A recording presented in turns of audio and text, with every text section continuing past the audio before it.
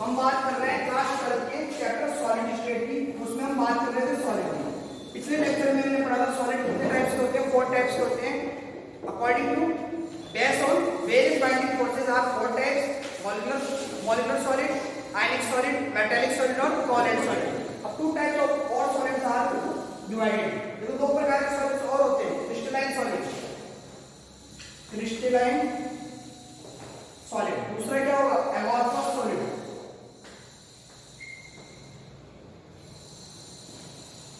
Solid are also divided into 2 parts: crystalline solid and amorphous solid।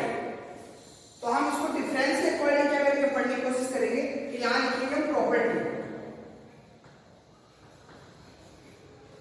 First point की हम बात करते हैं, सबसे पहला क्या है शेप, कि क्रिस्टलाइन सॉलिड की शेप कैसे होती है। Shape of crystalline solid is regular. कैसी होती है? रेगुलर होती है, नियमित होती है। और एमॉर्फस की कैसी होती है? इररेगुलर। देखो शेप के रेगुलर का मतलब इसमें क्या होता है, जैसे देखो आप शेप, चलो आगे डिफाइन करेंगे इसको, दूसरे पॉइंट आएगा। सेकंड पॉइंट, अरेंजमेंट ऑफ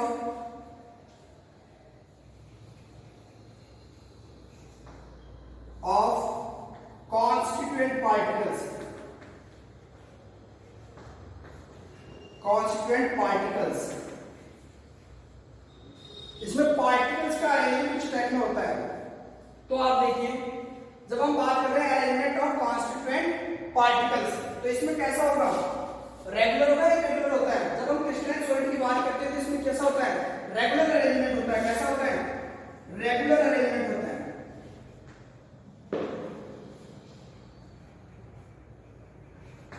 और वो कैसा होता है? लॉन्ग रेंज ऑर्डर में होता है। कैसे होता है? Long range order.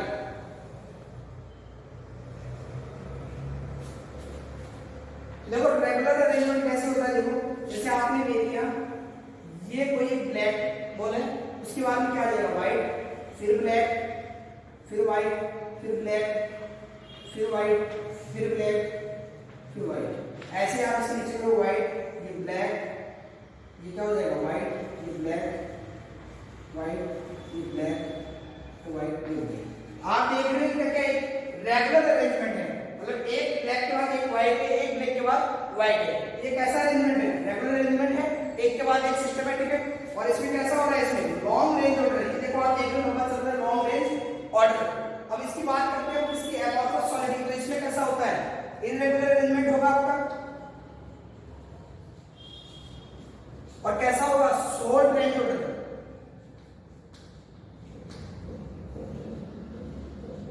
ऑर्डर। अब इसमें आप ये नहीं बता सकते कि ब्लैक के बाद व्हाइट है, व्हाइट के बाद क्या है? ब्लैक है। इसलिए आप बताइए इसमें कौन सा क्या है, इसका अरेंजमेंट कैसा होगा? थोड़ी देर तो सिस्टमैटिक रहता है, जैसे ब्लैक है, व्हाइट है, ब्लैक है, उसके बाद क्या हो जाता है? डिस्टर्ब हो जाता है।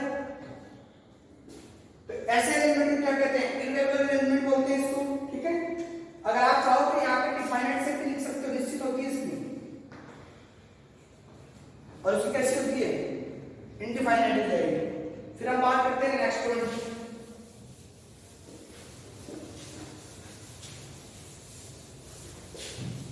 Melting point. थर्ड पॉइंट क्या है हमारा? Melting point. What is melting point?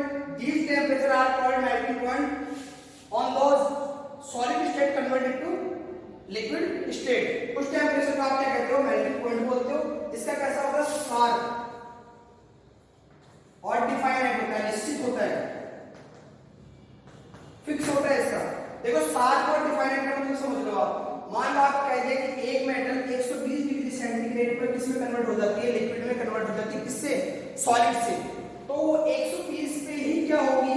Solid से लिक्विड में कन्वर्ट होगी, न कि 119 न कि 121। यानी फिक्स टेम्परेचर पर वो क्या होती है? एक स्टेट से दूसरी स्टेट में कन्वर्ट हो जाती है। जबकि हम बात करते हैं इसकी एमॉर्फस सॉलिड की, इसमें कैसा होता है?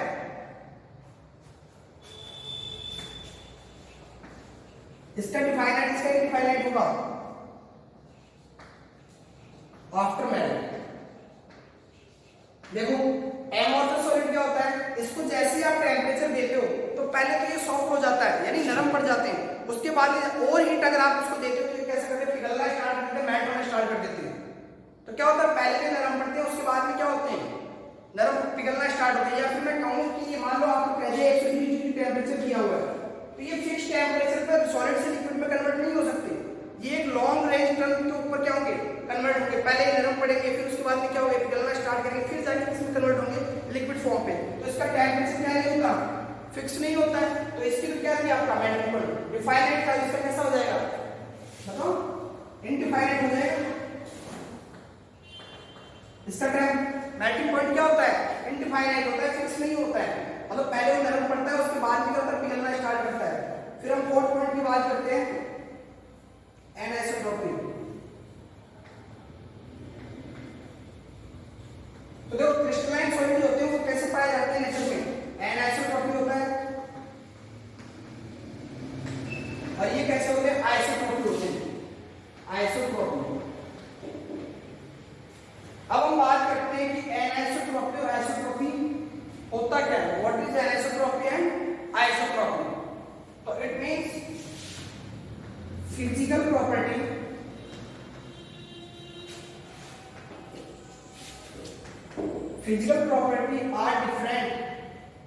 are different in different direction.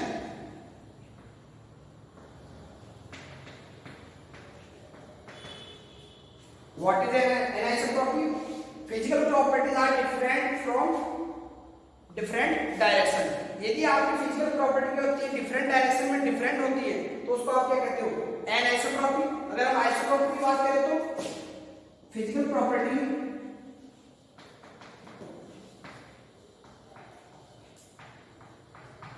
Same in different direction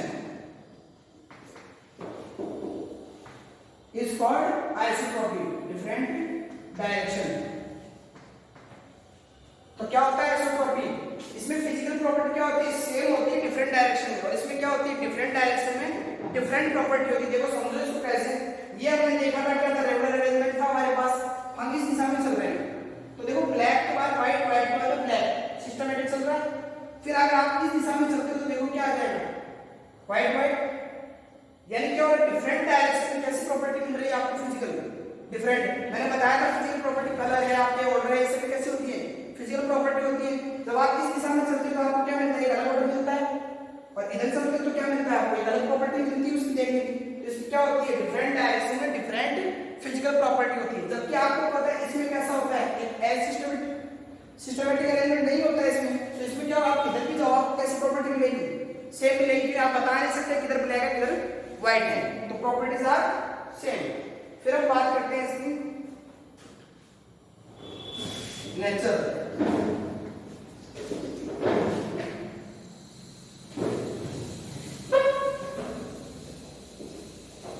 देखो नेचर की हम बात करते हैं तो ये हमेशा कैसे मिलते हैं, ट्रू सॉलिड के रूप में मिलते हैं हमें, और ये कैसे मिलते हैं, super coiled solid, super coiled solid, या फिर इसको क्या बोल सकते हैं, सूडो सॉलिड भी बोल सकते हो आप, सूडो सॉलिड। क्या होता है, देखो ट्रू सॉलिड ये वास्तविक ठोस होते हैं, ट्रू सॉलिड्स होते हैं। अगर हम बात करें सूडो सॉलिड्स की तो एग्जांपल से देखो, आपको एग्जांपल से समझ में आएगा। एग्जांपल लिख लो, आपने लिखा NaCl, Na2, SO4 and almost all salts, जितने भी सॉल्ट्स होते हैं वो सब किसमें आ जाएंगे, क्रिस्टलाइन सॉलिड में, ऑल सॉल्ट्स। जबकि हम बात करते हैं एमोर्फस सॉलिड की, ऊपर दिख रहा हूं एग्जांपल, प्लास्टिक, रबर, ग्लास, ये सभी कैसे किसके एग्जांपल है, एमोर्फस सॉलिड के, और ये किसके एग्जांपल है, क्रिस्टलाइन सॉलिड के। अब आप देखिए, आपको NaCl को क्या किया था, आपने टेंपरेचर देखो तो एक फिक्स टेंपरेचर में किसमें कन्वर्ट हो जाएगा, लिक्विड फॉर्म में। तो हमने क्या कहा था, इसका मेल्टिंग पॉइंट क्या होता है, डिफाइनाइट होता है, निश्चित होता है। जबकि हम बात करते हैं कि एमोर्फस सॉलिड, तो आप देखो प्लास्टिक को गर्म करो, पहले वो क्या पड़ता है,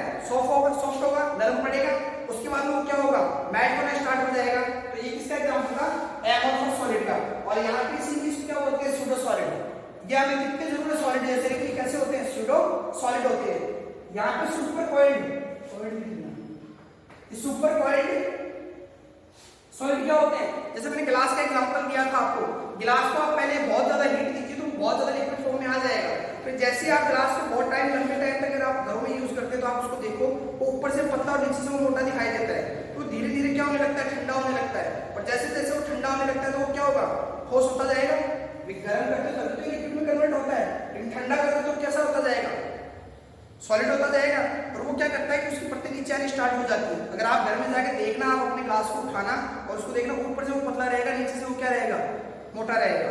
एक इसकी प्रॉपर्टी होती है एमोर्फस सॉलिड। ये थे हमारे क्रिस्टलाइन सॉलिड और एमोर्फस सॉलिड। फिर हम पिछले लेक्चर में बात कर रहे थे किसकी, क्रिस्टल लैटिस की और यूनिट सेल्स की। तो मैंने वहां पे अच्छे से यूनिट सेल और क्रिस्टल लैटिस को डिफाइन कर दिया था, एक बार यहाँ फिर से बता देता हूँ।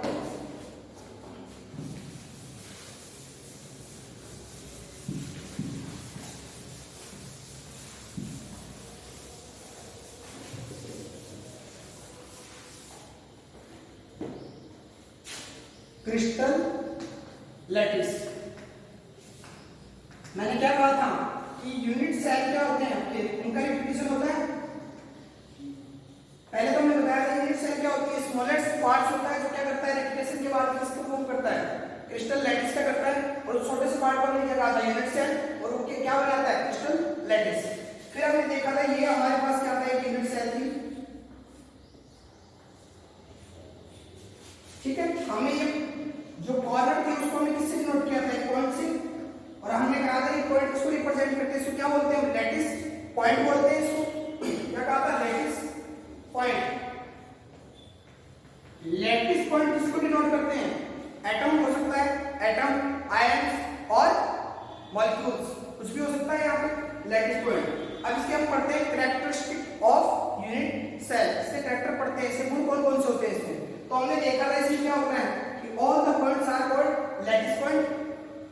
लैटिस पॉइंट को हम क्या करते हैं, एक स्ट्रेट लाइन से क्या कर देते हैं, कंबाइन कर देते हैं इसको। फिर हमारे इसका फॉर्मेशन हो जाता है, यूनिट सेल का फॉर्मेशन हो जाता है। फिर हम बात करते हैं कि यूनिट सेल कितने टाइप्स के होती है। तो आप आज टॉपिक लगाओ यूनिट सेल। ये पिछली क्लास में जैसे आपको डिस्क्राइब कर चुका हूँ कि मकान बनाया था, एग्जांपल भी दिया था आपको, उसमें क्या होती है, यूनिट सेल होती है, मकान आपका क्या होता है, क्रिस्टल लैटिस होता है। अब हम बात करते हैं यूनिट सेल की। Unit cell are divided into two types. First होती है प्रिमिटिव यूनिट सेल, सेकेंड होती है आपकी सेंटर्ड यूनिट सेल। सबसे पहले हम बात करते हैं प्रिमिटिव यूनिट सेल्स में। आपको मैंने बताया था कि ये एक हमारे पास क्या है, यूनिट सेल है। यदि ऐसी यूनिट सेल जिसमें क्या हो, सभी एटम कहां प्रेजेंट हो, कॉर्नर पर प्रेजेंट हो। कहां पे, लिख लेना यहाँ पे कॉर्नर पर। देखो ये है हमारे कॉर्नर। आपने रूम देखा है, अपना रूम के अंदर देख लो कोने कितने होते हैं, 8। तो कॉर्नर कितने होते हैं टोटल, 8 कॉर्नर होते हैं इसमें। ये हमारा क्या है, प्रिमिटिव यूनिट सेल। डायग्राम समझ गए आप। फिर हम बात करते हैं सेंट्रल यूनिट सेल की। ये होती है 3 types. Central unit cell also divided into 3 types. एक होता है बॉडी सेंटर्ड यूनिट सेल, ठीक है, बॉडी सेंटर्ड यूनिट सेल, इसको शॉर्ट में लिखते हैं BCC। फिर होता है फेस सेंटर्ड यूनिट सेल, इसको हम लिखते हैं क्या, FCC। और अगर प्रिमिटिव यूनिट सेल को हम किससे लिखते हैं, SCC। प्रिमिटिव या फिर सिंपल भी आ सकता है, कंफ्यूज नहीं होना है आपको। सिंपल यूनिट सेल किसी को बोलते हैं, उसी से नाम बना है SCC, ठीक है। फिर थर्ड आता है end centred unit cell, end centred unit cell, इसको हम लिखते हैं ECC। तो हमने पार्ट 2 types of unit cell. First is primitive unit cell and second is centred unit cell. Centred unit cell are divided into 3 types, body centred unit cell, face centred unit cell और end centred unit cell. अब हम पढ़ते हैं body centred unit cell होता है कैसे। देखो ये आपकी क्या थी, सिंपल यूनिट सेल की, या आपने 8 कॉर्नर पर क्या लगा दिए थे इसमें एटम। तो इसके अंदर देखो आपको पूछेंगे कहां एटम होते हैं, तो कॉर्नर पे होते हैं, और कितने होते हैं 8 कॉर्नर पर 8 एटम रहेंगे इसमें। और क्या होता है बॉडी सेल, यानी बीच में, जैसे कमरा ले लो और कमरे के बीच में एक एटम लगा दीजिए तो कैसा हो जाएगा, सेंटर में आ जाएगा केंद्र में। तो यहां पे एक एटम लगा देंगे बॉडी सेंटर, तो बॉडी सेंटर कितना हो जाएगा 1, ठीक है, या फिर लिख सकते हो आप बॉडी सेंटर। अब आप देखिए एफसीसी, एफसीसी को आप समझिए कैसे, ये आपके सिंपल था, वही 8 कॉर्नर पे होंगे, इसमें कॉर्नर पे होंगे ना, इसमें 8 कॉर्नर पे होंगे, ठीक है। अब आता है फेस, फेस किसको कहते हो आप, जैसे आप अपने कमरे को देखो, कमरे में कितने फेस हैं, 6 हैं, देखो दीवार 1 2 3 4, एक नीचे एक ऊपर, तो टोटल फेस कितने होते हैं 6 फेस होते हैं इसमें। तो यहाँ पे कितने आ जाएंगे फेस, 6 फेस के। तो कैसे नोट करोगे, एक ये देखो फेस के बीच में, दूसरा तीसरा चौथा, ये नीचे और ये ऊपर, हो गए 6। तो 8 तो कॉर्नर पर होते हैं और 6 किस पे होते हैं, फेस पे होते हैं, उसको आप क्या कहते हो, फेस सेंटर्ड यूनिट सेल। जबकि हम बात करते हैं एंड सेंटर्ड यूनिट सेल की, एंड सेंटर्ड यूनिट सेल,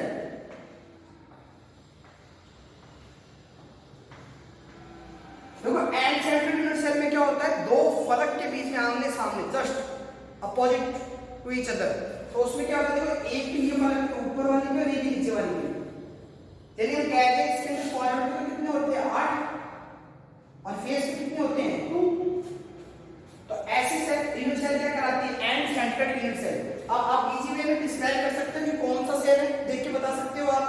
फिर हम बात करते हैं, नेक्स्ट टॉपिक हमारा आता है number of atoms in a unit cell. क्या लिखोगे आप, नंबर ऑफ एटम्स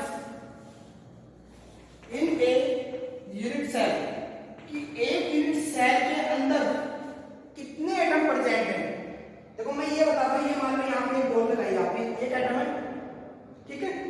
मैं बात करूं तो ये देखो आ जाओ, तो इसको क्या पूरी तरीके से बाहर है, तो मैं एक बार ऐसे नोट कर रहा हूं कि ये आधी बॉल है आपकी, ये देखिए हाफ बॉल है आपकी, इसमें किस प्रकार होगी है, यहां से यूं और ये यूं, यही तो होगा इसमें। अब आप देखिए इसमें से आधे का जो कैसा पार्ट है, इसमें 1/4 है, तो पूरे का कैसा हो जाएगा 1/8, तो ये पूरे का कितना हो जाएगा 1/8 भाग हो जाएगा नहीं, तो यानी 1 का 1/8 भाग क्या है, यूनिट सेल के अंदर है, तो 8 का कितना हो जाएगा 8 × 1/8, यही तो होगा ना, 1 का 1/8 है, तो 8 का कितना हो जाएगा, इंटू कर देंगे उसको, तो कितना आ जाएगा 1 आ जाएगा, क्रॉस कर दो इसको, 8 से 8 को कट कर दो, तो कितना आएगा 1 एटम। तो हम कहते हैं कि प्रिमिटिव यूनिट सेल के अंदर कितने होते हैं एटम, यूनिट सेल में 1 एटम, मतलब एक एटम का भाग ही क्या होता है, अंदर होता है। मैंने बता दिया कैसे होता है, ये तो हाथ से आपको हाफ बॉल बना के दिखाई, फिर ये आपको बताया कि इसका 1/4 भाग ही क्या है, इसमें है तो पूरी का तो 1/8 हो जाएगा। वैसे हम बात करते हैं बीसीसी की, इसमें नंबर ऑफ एटम, एक यूनिट सेल में कितने नंबर ऑफ एटम होते हैं।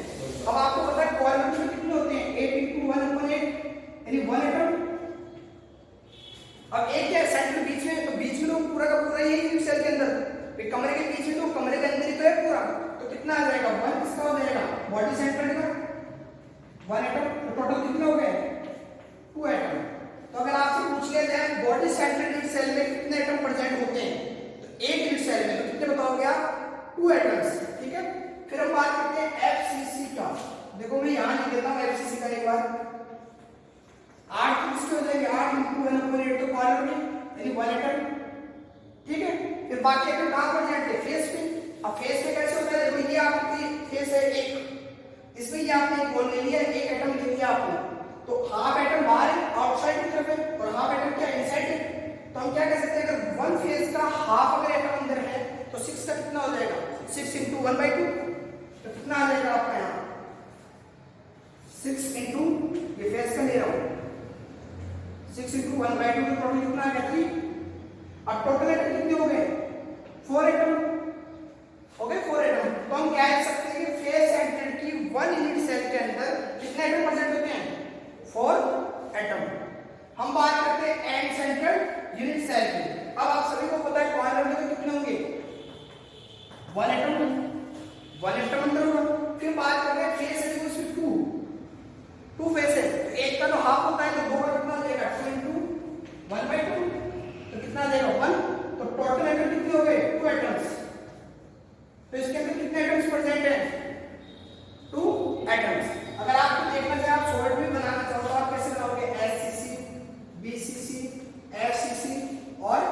EC।